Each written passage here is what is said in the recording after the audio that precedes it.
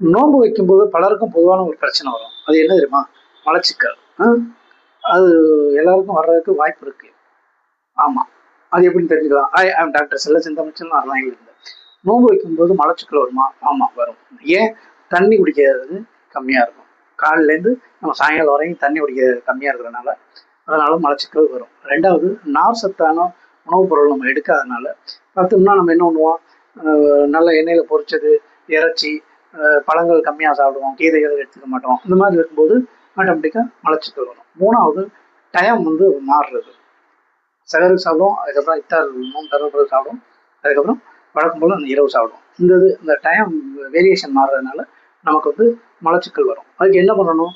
தண்ணி வந்து ப்ராப்பரா ஒழுங்கா குடிக்கணும். நோன்பு திறந்த பிறகும் நீங்க தண்ணி அளவா எடுத்து வச்சு கொஞ்சம் கொஞ்சமா குடிச்சிட்டே வாங்க. அப்படி குடிச்சிட்டே வர்றதுனால நமக்கு வந்து இந்த மலச்சிக்கல்ல இருந்து தப்பிக்கலாம். இன்னொன்னு, நோன்பு திறந்த பிறகு பழங்கள் அதிகமா எடுத்துக்கங்க.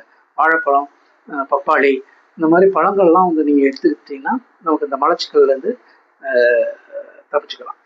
அடுத்து இந்த ஆயில் பொருள் நான் ஏற்கனவே பல தடவை சொல்றதுதான். இந்த ஆயில் ஃபுட்டெல்லாம் குறைச்சிங்க.